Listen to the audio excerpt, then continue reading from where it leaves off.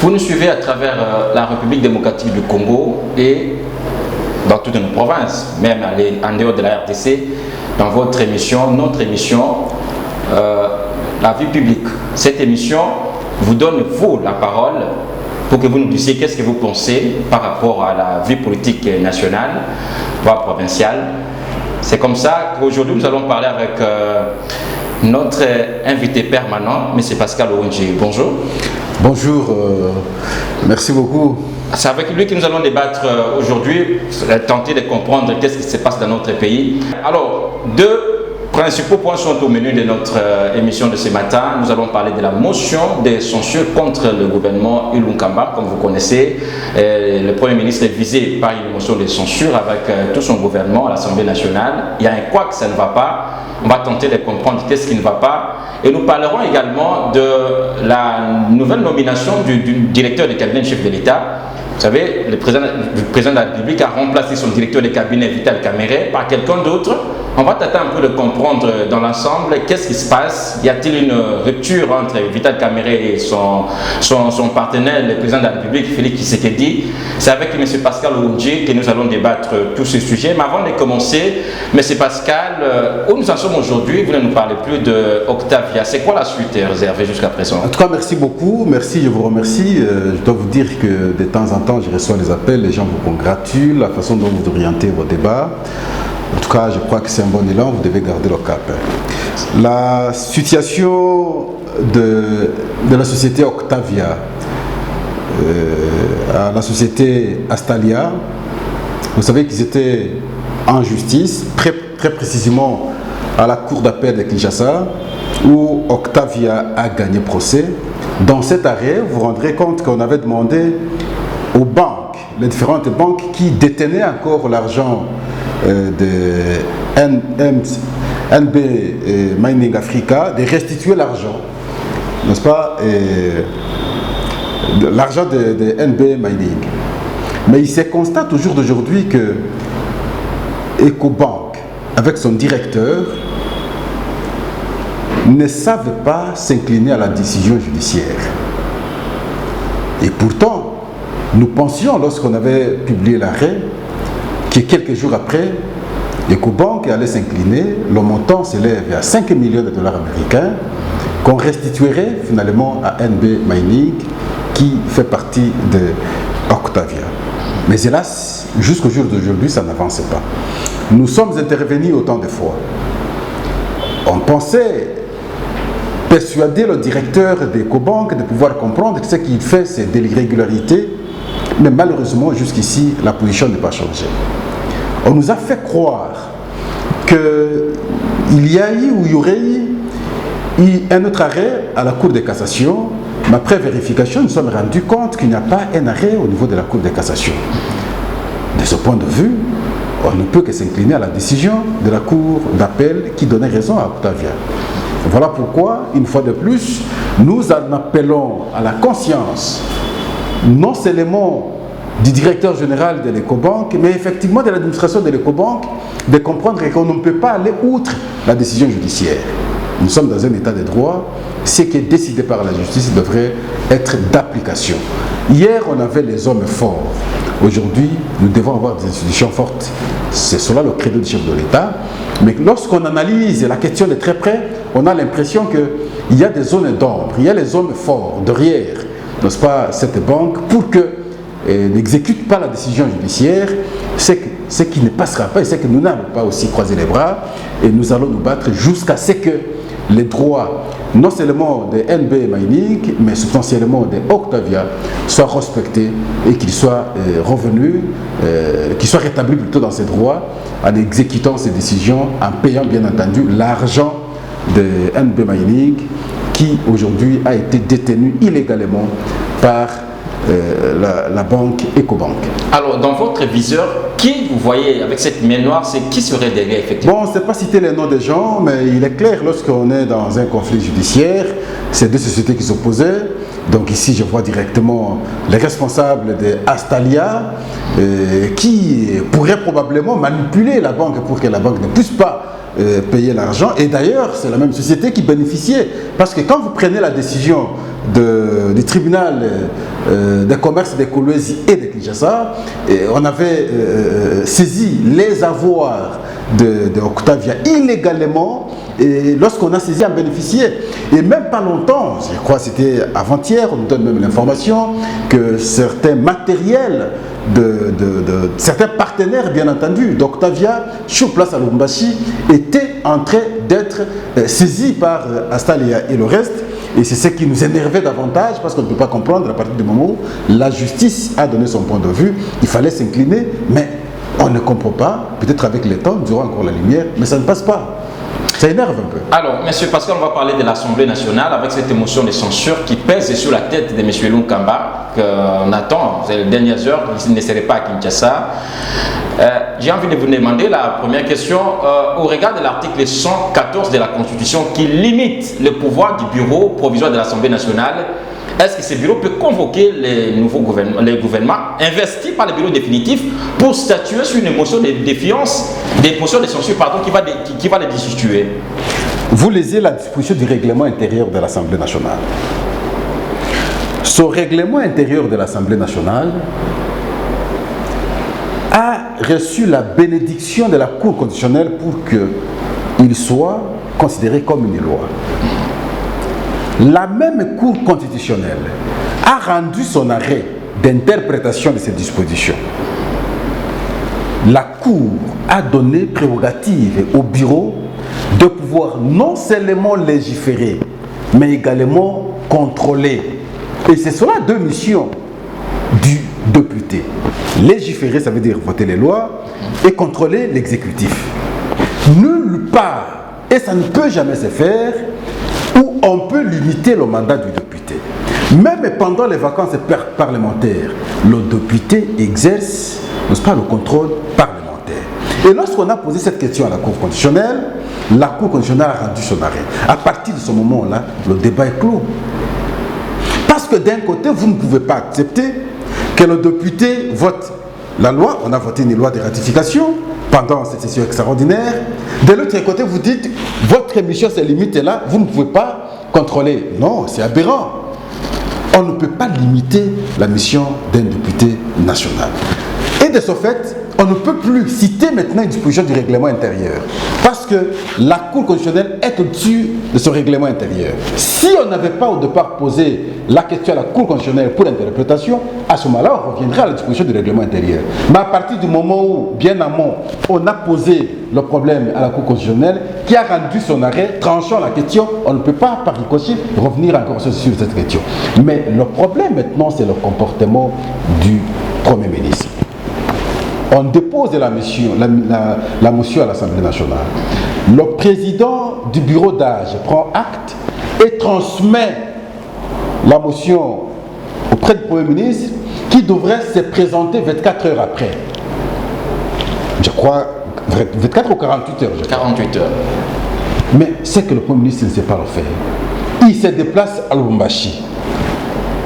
Il a eu la mission qui serait accordé par le chef de l'État, je conditionne encore, mais il se comporterait comment d'abord? Après avoir réceptionné la lettre de l'Assemblée nationale, que ce soit dans votre logique de refus, parce que le règlement intérieur, selon sa compréhension, ne le permet pas, il aurait dû signifier par correspondance l'Assemblée nationale, au bureau d'âge, que vu ceci, je ne saurais pas venir, mais il n'a pas fait. Lui se déplace. Et finalement, la date pour le débat, c'est aujourd'hui. On constate son absence. Sans qu'il ait informé le Parlement ou l'Assemblée nationale, on va constater qu'il va outrager l'Assemblée nationale ou le Parlement. Et là, nous tombons dans la disposition 164 de la Constitution. Vous savez que ce soit le président de la République, que ce soit le Premier ministre, leur juge naturel s'appelle la Cour constitutionnelle. Dans ce cas d'espèce, le procureur près à la Cour constitutionnelle peut se saisir du dossier et traduire le Premier ministre en justice. On ne peut pas souhaiter cela. Mais sinon, ce qui peut se passer à l'Assemblée nationale, au fait, c'est la déchéance, même en distance, du Premier ministre avec son gouvernement. Parce qu'on peut constater son absence par défaut on vote et on passe. On résout le problème, le pays avance. On ne peut pas bloquer le pays aujourd'hui. Lorsque nous parlions hier qu'il y a des blocages, et les gens peut-être ne comprenaient pas, la preuve est là, vous voyez le Premier ministre, devant les évidences, il ne veut pas démissionner et il veut bloquer les choses. Mais je vais vous rappeler une chose. Il y a 3 piliers qui ont donné le pouvoir au Premier ministre. Le premier pilier s'appelle l'Assemblée nationale. À travers sa majorité, on a choisi et on l'a présenté au président de la République. Deuxième pilier, c'est le président de la République.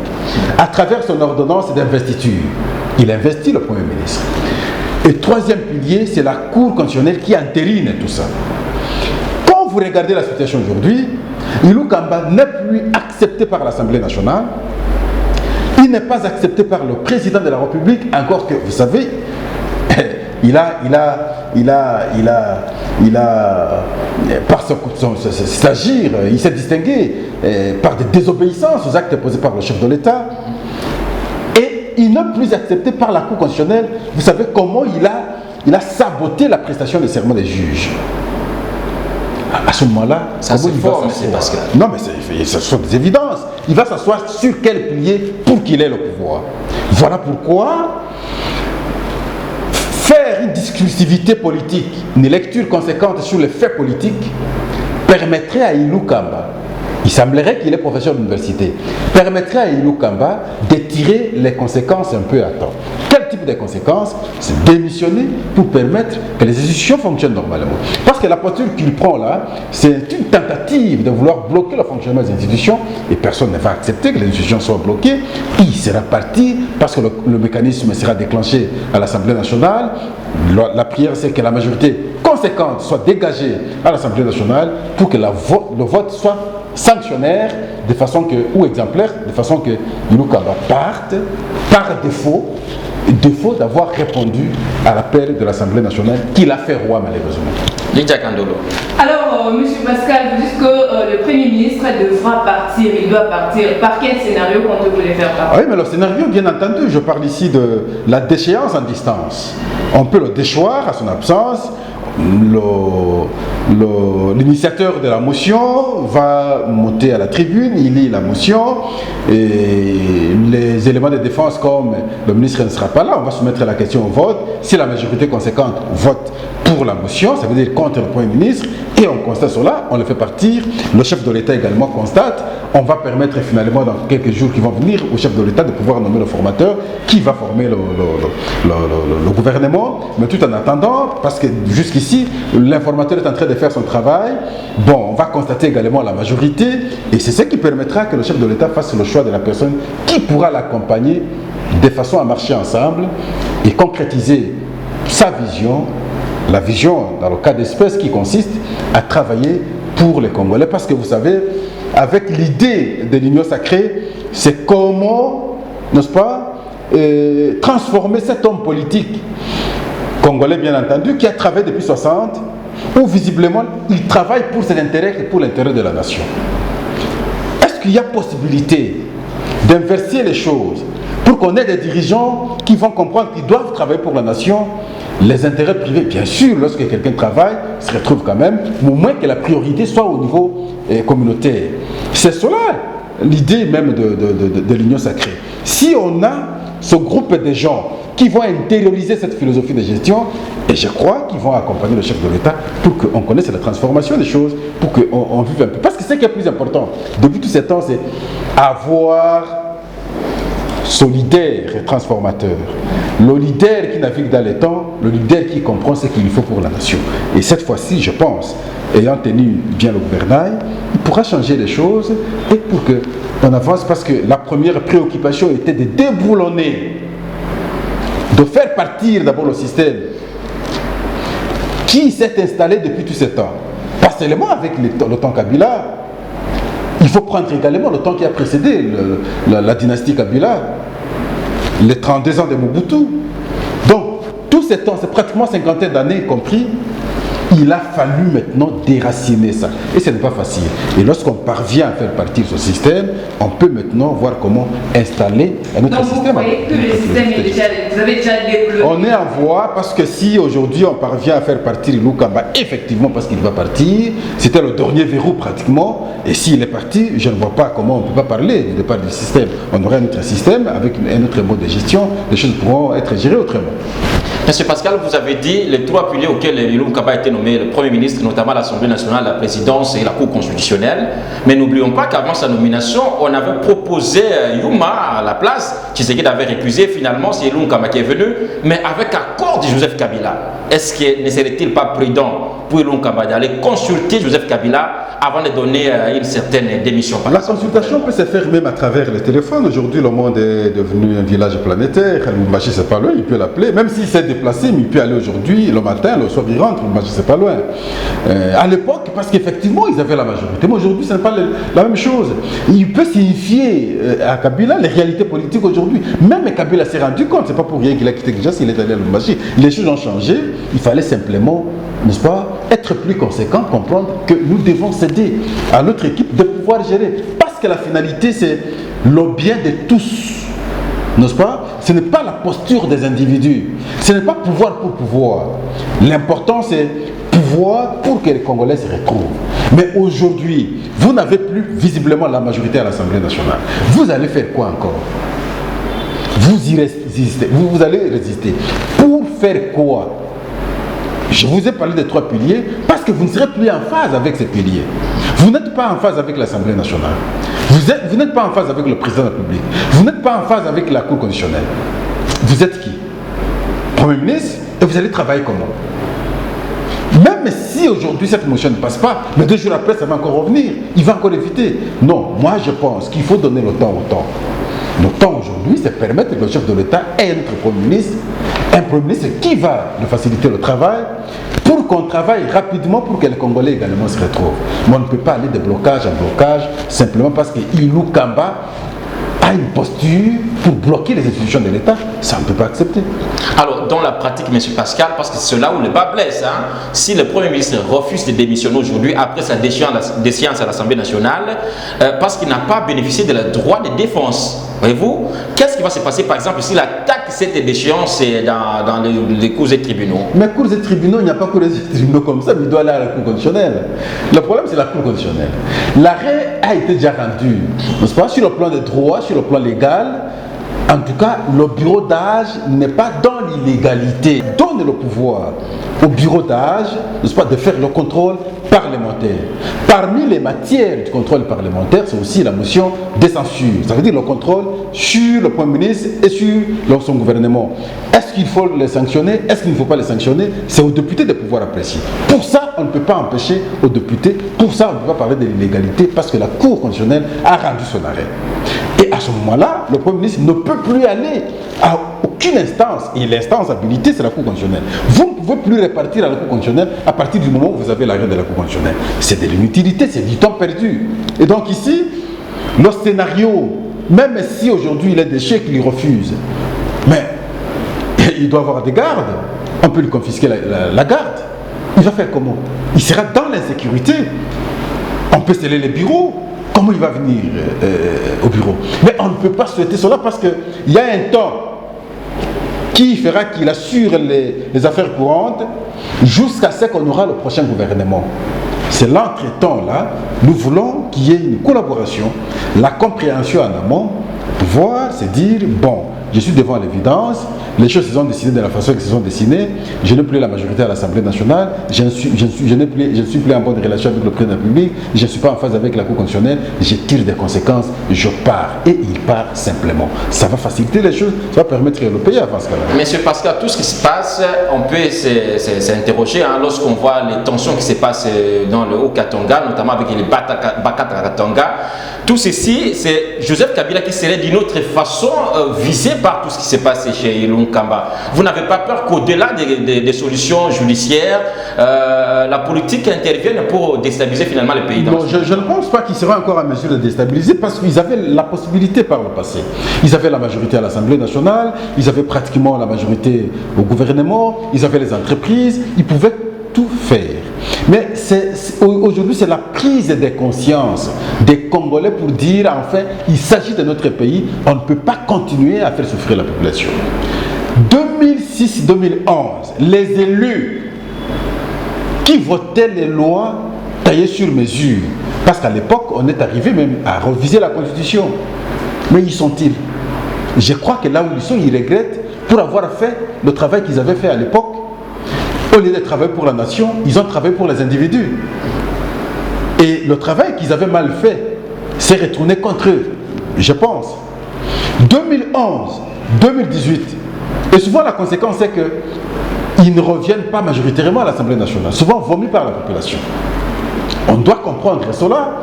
Et donc quand vous êtes au pouvoir, vous êtes député aujourd'hui, mettez en tête que demain vous ne serez pas député.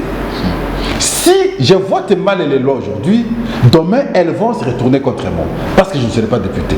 Qu'est-ce qu'il faut aujourd'hui? Il faut voter des bonnes lois qui feront que lorsque vous ne serez pas au pouvoir, ce que vous aviez voté vous protège. Ça veut dire protéger la population pour l'intérêt de tout le monde. Et à ce moment-là, ça devient intéressant. Donc, c'est cette prise de conscience des députés et sinon des Congolais de façon substantielle fait que la majorité bascule à l'Assemblée nationale.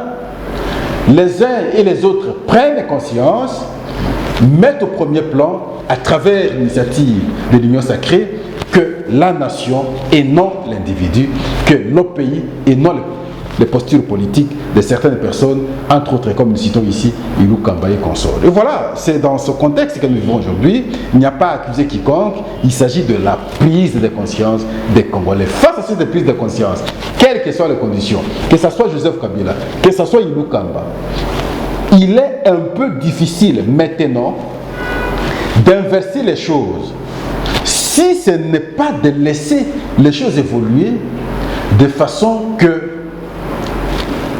on permette au chef de l'État de transformer ou de matérialiser sa vision pour l'intérêt du Congo. Le reste, ça ne devient que des postures politiques, des postures qui ne passeront pas. Alors, M. Pascal, le président de la République a nommé les directeurs de cabinet du chef de l'État, son directeur de cabinet. Alors, qu'est-ce que cacherait-il derrière cette nomination? Non, il n'y a rien qui est caché. C'est dans son pouvoir de nommer son directeur de cabinet. Il n'en avait pas depuis tout ce temps. Depuis que Kamere était parti, il avait nommé Eberand, qui était adjoint de Kamere, finalement devenu intérimaire pendant, je crois, 7 mois.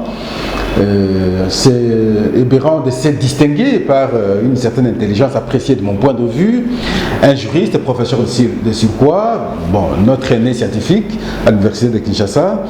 Et il y a eu un combat juridique pendant ce temps, beaucoup de textes juridiques. Et c'est comme ça qu'il y a eu même des ordonnances qui étaient prises, et parfois en contestation, mais il fallait atteindre l'objectif. Et c'est ce qu'il a fait. Et je crois que sa mission a été celle-là. Et il est à la base